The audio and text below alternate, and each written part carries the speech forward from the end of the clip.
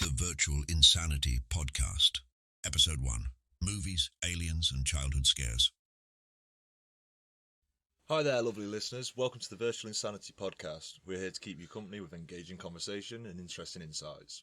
No frills, no fuss, just two friends sharing stories and ideas. So tune in, grab a cup of coffee and join us for some laid-back chatter. I'm going to pose a question to you, and that is, what makes a movie classic? You know, what does a movie sort of like have to qualify for you to class it as a classic movie? You know, that you can rewatch and rewatch and rewatch.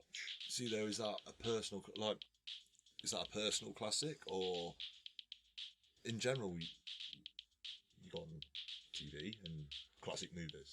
Yeah, I suppose some of them I'm like, but why is that a classic? I suppose it would be the general consensus of it being a classic.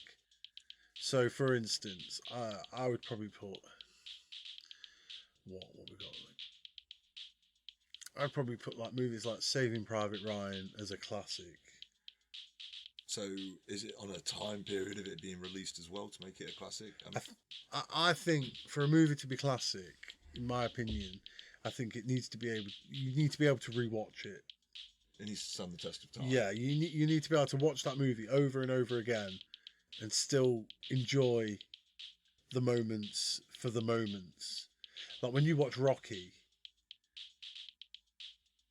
you still go with the punches. You know, you're still like, oh, you know, it could even though you know exactly what's going to happen.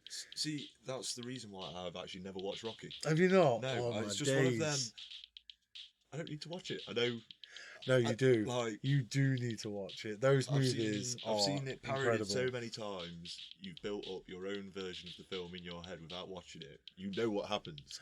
I will show you those movies, and you genuinely, I think you will enjoy them because it's the parodies are funny. Yeah, I get it, and you know the story. You know the story. Of course, you know the story. Everybody probably knows the story of Rocky. But when you watch the movie itself, you kind of get you kind of opening that door to kind of go into their, you know, the characters' lives, and you go through it all with them. You know what I mean? Instead of being the onlooker, you kind of feel like you're there with them. You know, you're the friend. You're the with Alien, you're part of the crew. So going back to sort of like opening the door and going into the characters' lives. Alien does that so well. Yeah. So well. They are, once they awaken, anyway. You experience living with them. Once they awaken from the sleeping pods and they go and sit down in the dining room and they just, you know, if you listen, you can just hear sort of the friendly banter that a crew would have. Yeah. You know, the jokes are there. The sort of like the snide remarks are there. You work out the hierarchy as well. Yeah, you do get opening. You do get a sense of hierarchy just from the sheer sort of relationships that they've got, which is it's so well done, and you know, you want to talk about spacing and breathing and the ability to let things just simmer for a quick minute. This movie does it so well. Alien is terrifying. Yeah, it's so, because it takes you on a journey, an emotional, and it takes so long, claustrophobic. Yeah, you're waiting for like nearly an hour till the egg. It's mental how long it takes, but then on the flip side of that, it doesn't take that long. No, it's just beautifully spaced, and it's allowed to breathe, and you're allowed to sort of like dwell and simmer in the emotions that the characters are feeling, and you can also dwell and simmer in the darkness of the ship itself, and you can almost. It is a well-designed ship. Oh yeah, you could almost imagine yourself. You know, what would you do if you were on that spaceship and you knew there was I wouldn't be doing getting in the air ducts. No, that scene will always haunt my dreams. I just remember it. I was just like, Oh, it's the beeping, oh. the beeping, and the again, it's shown. It's it's shot so well because you don't know what direction the alien's coming in, so you can't sort of like preempt sort of what's going to happen, because you kind of think you know what's going to happen, but then you don't know what's going to happen. But then the inevitable does happen, and it's still shocking to a point. And it's such a. I mean, it's like the ending though, when they get on the craft and it's already in there, and you kind of see it straight away, but you double take. You're like, it's so well hidden within the ducts. It's crazy, like how they've done it. And again, they don't make a sort of a big song and dance about it. They just sort of show you a quick like glimpse. Snippet. There you go. If you saw it, you saw it. If you didn't see it, you're in for a shock, buddy. You know what I mean? Yeah. It's fantastic, and I just need to shout out the trailer for this movie, because it's one of the most intense trailers I have ever seen. Just that sound in it. The sound design of that of the trailer is absolutely incredible. The heartbeat, and again, sort of like listening to it for this episode, just to kind of familiarize myself with it. The heartbeat sounds like it kind of doubles and then triples, and it kind of sounds like there's more heartbeats, and I can't work out if that's the victims, so the crew, and they're all sort of huddling together, or if it's a case of the aliens are sort of coming together. Although I mean, there's only one alien, so I would assume it was the crew. Yeah, essentially sort of huddling together, and then feeling claustrophobic, screaming, the flashing imagery as well. Yeah, the video that sort of shows parts of the movie is chopped up so well that you're just confused. You've got no idea what's going on. You don't know. Yeah, it's Alien. Yeah, it's Alien. It creates. Wow, what is this film going to be? It creates such a. You don't. Yeah, I mean, you don't get a storyline, but you do. To be in 1979 and seeing that trailer, God, it must have been so exciting. Just thinking of what is this? Yeah, what is this? I mean, it's fantastic. But what to you, if you can break it down to 5 points, would qualify a movie to be a classic?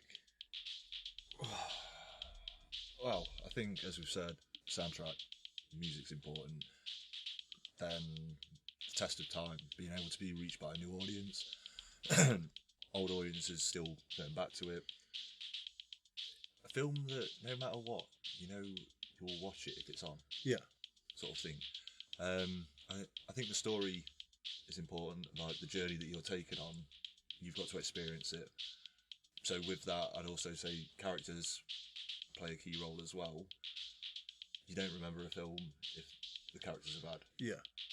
And quotes and references. Like, if you say a quote, like you've already said, people know it straight away. Life is like a box of chocolates. Yeah, Forrest Gump. And then it being referenced, like parodies, things like that, does that I think, because everyone knows what it's going to be. So those 5 things. I think. Yeah, I agree. I think they're good sort of qualifications to make it a classic. My 5, pretty much the same as yours. The rewatchability of a movie. If you can watch this movie 10, 15, times, you must. Do you know what I mean? You must enjoy it. You must enjoy that movie. Characters, 100%. The characters have got to be relatable. No matter how like silly the universe they're set in is, you still got to kind of like relate to these characters 100%. The soundtrack is the soul of the movie. and not just the music side, the sound design of everything within the movie. If it's an alien movie, they've got to sound like aliens. It's got to sound like an alien noise, which I think the classics, they do that. The quotable lines and moments, 100%. If you can quote a movie, and those quotes transcend into like advertising and the general public sphere, it's made a dent in it, definitely.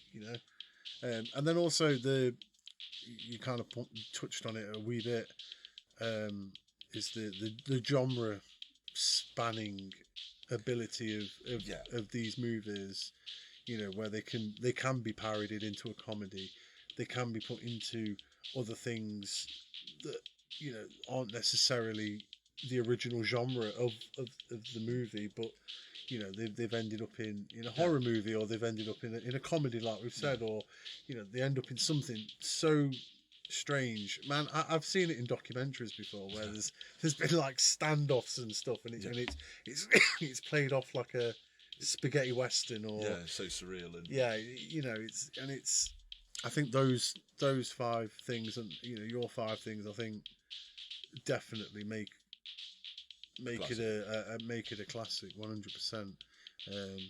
Let us know if you feel the same. Have we missed something? Yeah, but I mean, have we missed a key a key element that We're sat here saying soundtrack when it could just be something simple. Yeah, 100%.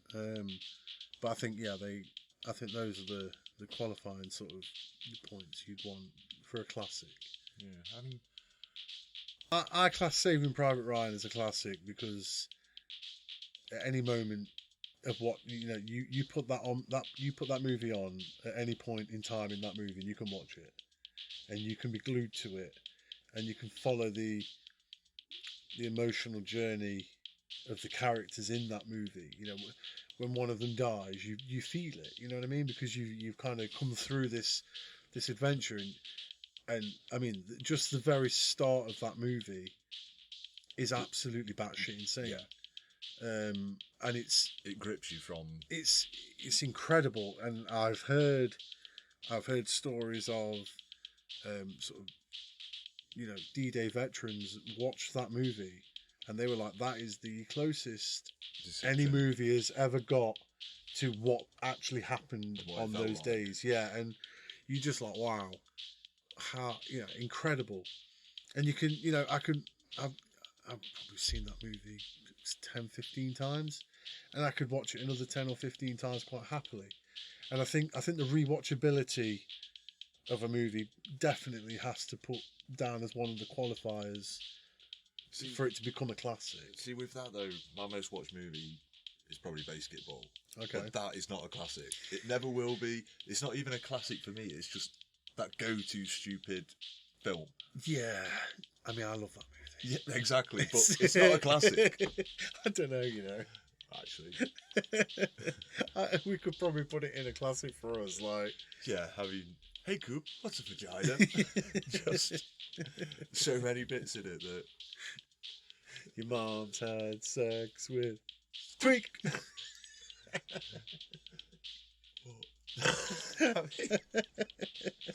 That film, I think at one point it lived in the player. Yeah. Every night I'd just put it on. 100%. That's I've had that movie on repeat for quite a while. Like, and again, you kind of don't get bored of it. I suppose it is a. But, go on. See, I'm gonna put a movie in there that's a classic for me. Would be Ghostbusters, the original. Yeah. 100%. I love that movie, and the staple of Marshmallow Man is my favourite character. I'm not gonna lie. Yeah, but as well, if you saw it in the street, you wouldn't be scared. I don't know. A terrifying, giant, terrifying Marshmallow Man that's just like, destroying things. I'd be out there. I'd be gone, mate. I'd be gone. Yeah. This is right. I'm gonna have a rant. I've had enough of trailers showing you basically the whole movie within the trailer, or within a couple of trailers that they release over the course of the couple of months before the movie comes out. I've seen too many movies now where I could say to them, I should have just watched the trailer, because everything in the trailer is all the best bits of the movie. I can't stand it. It just takes away everything from the movie, because again, you've seen all the best bits. There's nothing left to be shocked by. There's nothing left to be excited by. You've seen it all in the movie. And it winds me up now. You go back to, again, we spoke about it earlier, Alien. The trailer for Alien does not give you a lot at all. It tells you it's going to be confusing and it's going to be terrifying, but that's all you get. It doesn't show you the alien. It doesn't even show you like a glimpse of the alien. No. It shows you a glimpse of the face hugger as it jumps. That's the jump scare. You get a jump scare in that trailer. It's got everything. But you haven't got time to take it in, to register what that is that's just flown at you, especially not in 1979. Fantastic trailer. Absolutely fantastic. They never gave the game away. They gave you just enough to be like, yeah, I'm up for that, but not too much. Well, like we said, that is a classic for me. Yeah, 100%. Such a classic. Of course it is. It's again, it's quoted, it's parodied, it's got a soundtrack. It's genre spanning. It's got a soundtrack. The characters are up there, with some of the best characters, and the story is so believable. Yeah, it's fantastic. Absolutely fantastic in the realms of fantasy. But yeah, I've had enough of trailers just kind of showing you everything. Yeah, yep. And not leaving anything behind for you to kind of like to reward you for going to see the movie. The other thing that annoys me with all that is showing scenes of the film as a trailer. Yeah. So, the new Mission Impossible, loved it, but all I was doing was waiting for the motorbike scene. Yeah. But I've seen it that many, because they used it for it's showing on the advertising and stuff. Yeah. And you're like, the big stunt has already been revealed. Yeah. So what's the point? What's the point? Yeah. I don't need to go watch the film. I can just watch that stunt. I'm done. Exactly. Because we all know what's going to happen. It really sort of takes away from the movie, and it's It's also, I don't like this part 2 stuff. Like Fast and Furious 10, it was part 1, part 2. The new Mission Impossible is part 1, part 2. And they're like, no, just give me the whole film. It's a money draw. Yeah, but I don't ultimately. like it. I like it. So, Dune, yeah, part 1, part 2. I understand why there's a part 2, because it's so big. Yeah, the story's so big. Same with the It movie, the original. And the new one, and that's done correctly, because you get the child side and then you get the adult side, which is fantastic. But yeah, Fast and Furious, man. How many Fast and Furiouses do there need to be? Like we're what are we up to now? 10. Yeah. 10. But you know what the weirdest thing is? How much more faster and how much more furiouser can they get? Honestly, I couldn't stand them. I can't stand them. I love them. Oh no, mate. No. I'm just, they're so cheesy, but because you're there going, but the plausibility is all the stunts and stuff, they could, and like the science behind everything could actually happen. Like you're watching it, like the car in space, everyone's laughing at it, but then how it's explained and broken down, you're there going, actually, yeah, the theory behind that is correct. I can't. Honestly, it was one of them. It's not about racing. There's always a race scene. I see. Number 1 was racing. Number 2 was racing. Number 3, I'm almost certain, was drifting, but was racing. And then it just went stupid. Yeah. Like properly stupid. Yeah, but I like it. And now we're at number 10. Yeah. And they're going into space. Oh, they went into space in number 9. Oh, God. No. Come on. Yeah. And it's this one, the bad guy, is linked to one of the other ones. Of course he is. He's like, yeah. And it's Aquaman. Oh, no. And he's dead cheesy in it. It's funny. I can't. I can't deal with Fast and Furious. It's just too... Fast and Furious. It's too fast, too furious for me. See, though, I thought they missed out a trick on number 10. Literally, I think my title for it was the best one.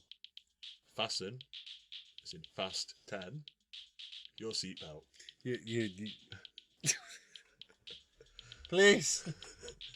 Take this man away! Oh, God.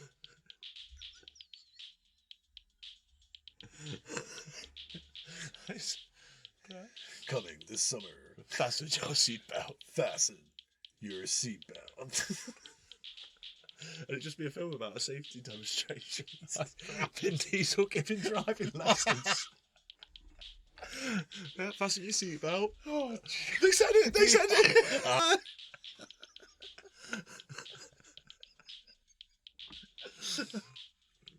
Oh, no. Today, kids, we're going to do a 3-point turn. There's no more, is there? Yeah, it's part 2. It's all about family.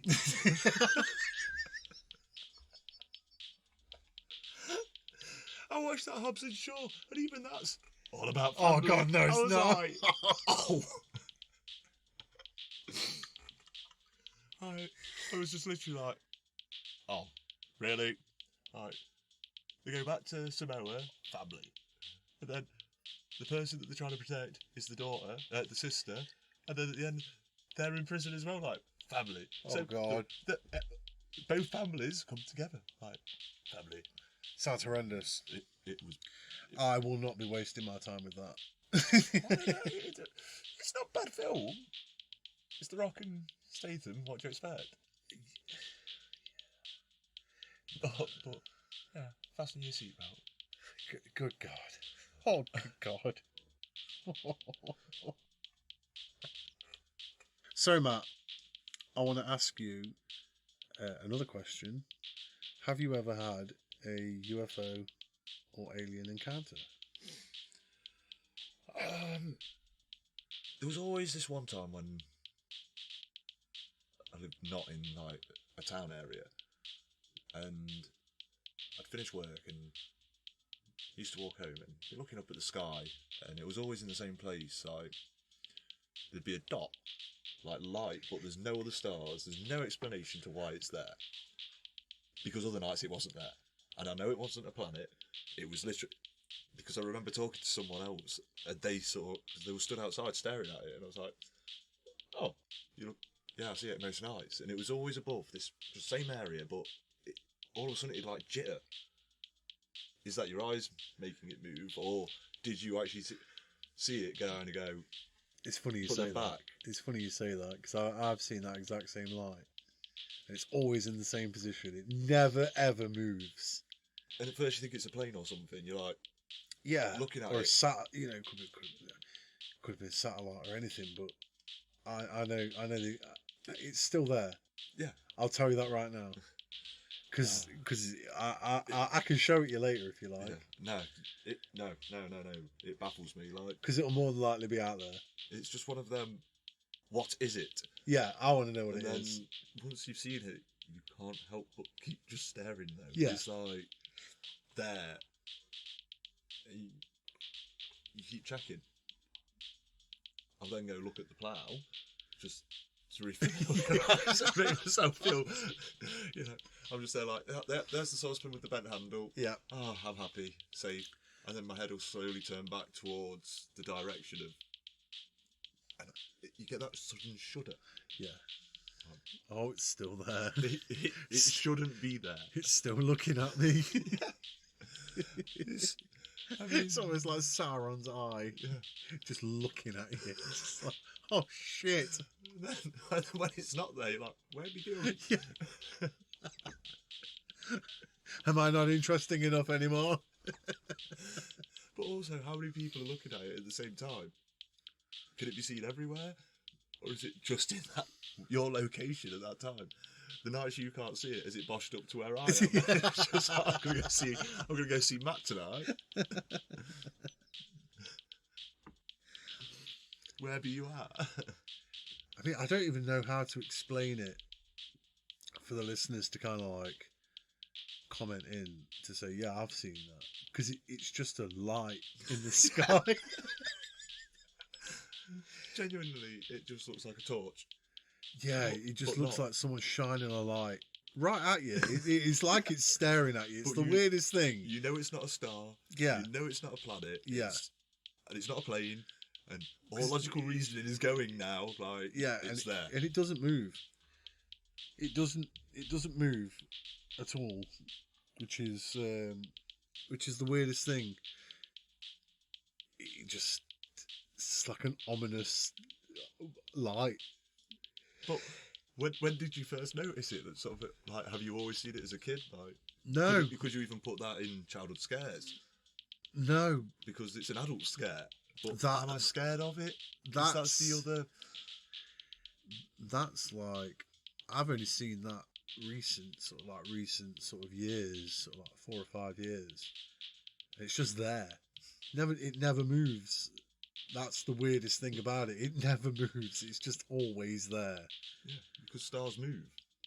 I mean, yeah, everything else moves, that doesn't. It just sits there. But is it there in the daytime? I don't know. Probably. Probably. Just still staring at me, watching my. Who's it watching?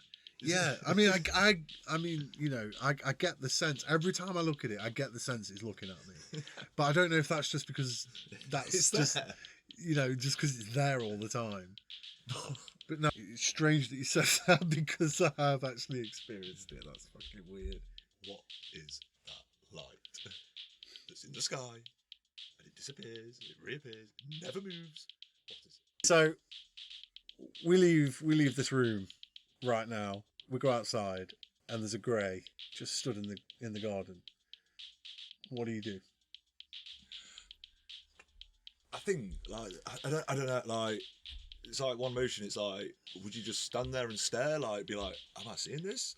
Or would it be like, like you see sometimes where it's usually in sitcoms where someone does something, it's embarrassing, and like just walk backwards, back in and shut the Homer door. Simpson into the hedge. Like, yeah, literally just be like, I don't believe I'm seeing this. I'm going to walk away and come back, and it's all gone.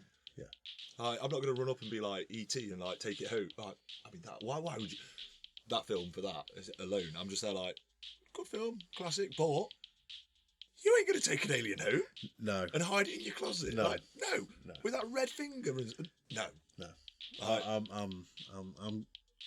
not bringing any aliens home.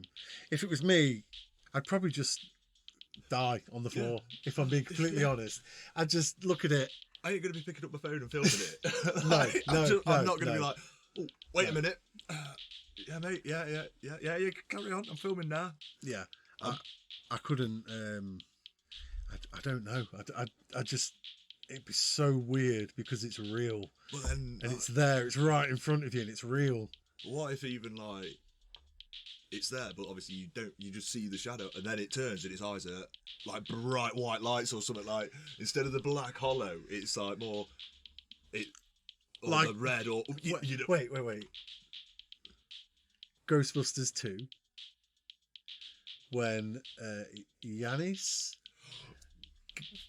he goes collected the baby. He goes to collect the baby, but before he collects the baby outside the window, he knocks on her door to see if she's okay, and then she closes the door, and his eyes just turn this like brilliant white, and it is the freakiest thing. Yeah, it's just like it is the freakiest thing. That scared me as a kid. That scared me real bad. To be fair, the bit that got me in that film scared me. Like, I remember not wanting to go to sleep at night, sort of thing, after I watched Ghostbusters 2, and it was, when the nanny ghost comes and kidnaps Oscar, and the eyes like I'm like, she's got demented eyes. It's like one of them, like, late at night when you look out your bedroom window, it's like pitch black when you were a kid, and you just see a light somewhere, or it'd be like, or you just like, you imagine that whole like eyes just opening somewhere. I mean, I lived opposite that field, so I'm going to ask the listeners a question. Have you guys ever seen or encountered any sort of UFO experience? I would say. or if you've seen The Light. Yeah, have you seen The Light? We're not religious salesmen here.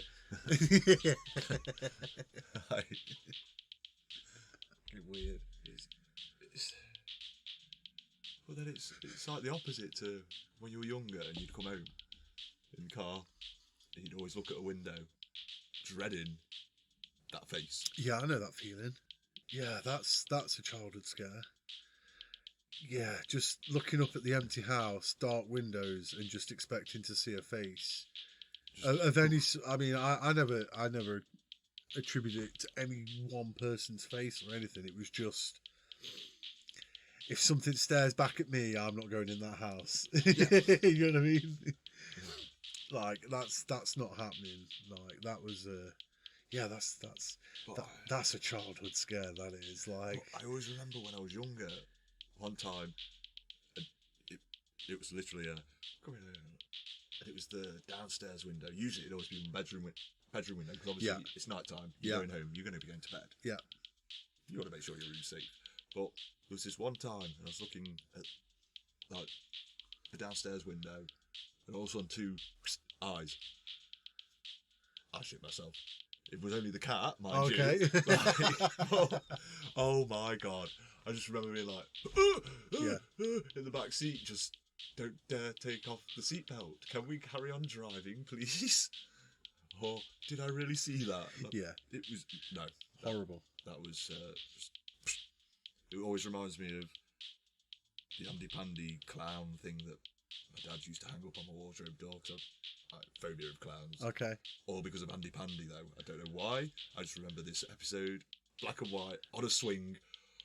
That is the creepiest thing. I don't even think it's a clown. I don't know what it is, but that thing terrifies me. And my dad used to hang it on the cardboard wardrobe door. Yeah.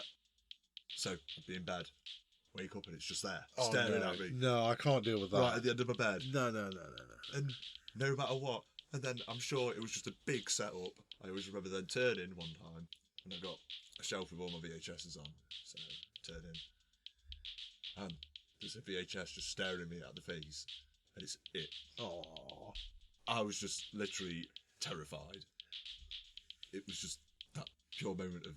I love that movie because it was just the little, the little clip side bit. Yeah, and it just reminded you of the scene in the drain. Yeah, I was just like, no, not going to sleep tonight, am I? I don't even know if it was like, Mum, Dad, I'm in a nightmare.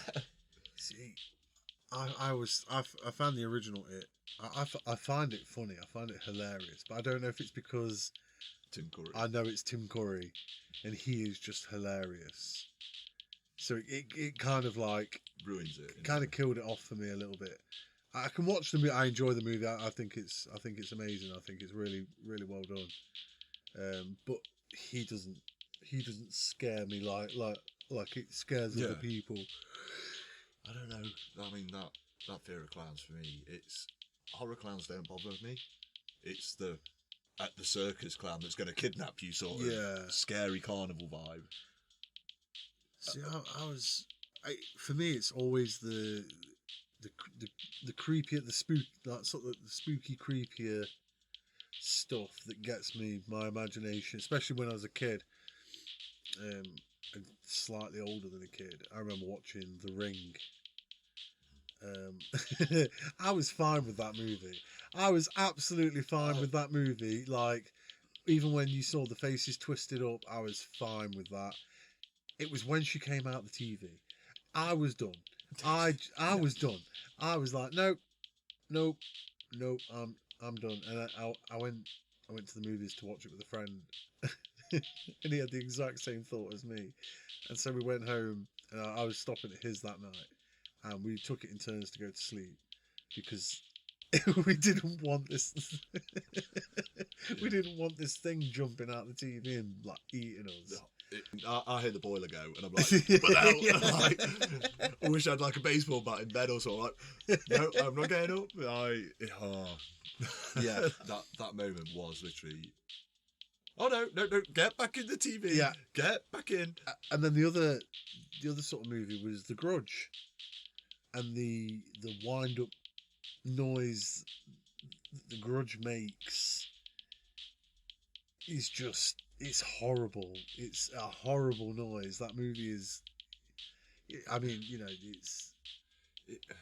it's tame, in today's standards. It is properly tame, but it got me when I was younger. It just, it got me. That I was done. See, the one that got me, Nightmare on Elm Street, because I literally was, they're asleep. Seeing that as a kid was, that was not going to sleep sort of territory. Yeah, that was life changing. It was, they can get me in my sleep, in my dreams. Sorry, would I die? So it's like space is not safe. Forests aren't safe, lakes aren't safe, your own house isn't safe, and guess what? Your dreams aren't safe. It's just like, you know what? Nowhere now. Deserts, are they safe? No, well, sandstorms. No, sandstorms and tremors. Like, I forgot about tremors. You can't even go to a desert. You can't go to a jungle because tigers, and predators just going to eat you. I mean, that changed things as a kid. This is the thing. Some advice that we are given is just ridiculous. Like, volcano, duck and cover. No, sorry, that was South Park where it said duck and cover.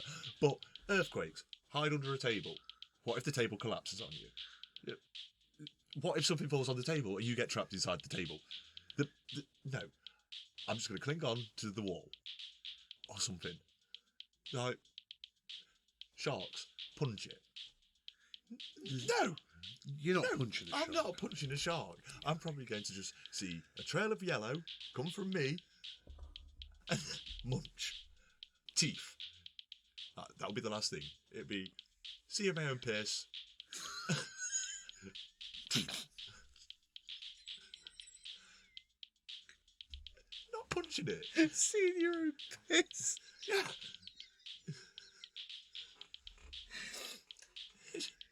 Just there, visually in front of you. Even if I was in a shark cage, I think I'd piss myself. I'd literally be like, what if it breaks in? I have seen this too many times in films. And then when I saw that footage on the internet of it jumping in the cage. Oh my God. No. I'm not even safe in the cage. No. I mean, it must be fascinating to go in the cage. But then also you kind of just like... What if the cage snaps? Yeah. No, let's not talk about that. There's 47 meters down, is it? Oh my God. Yeah, no. That movie is...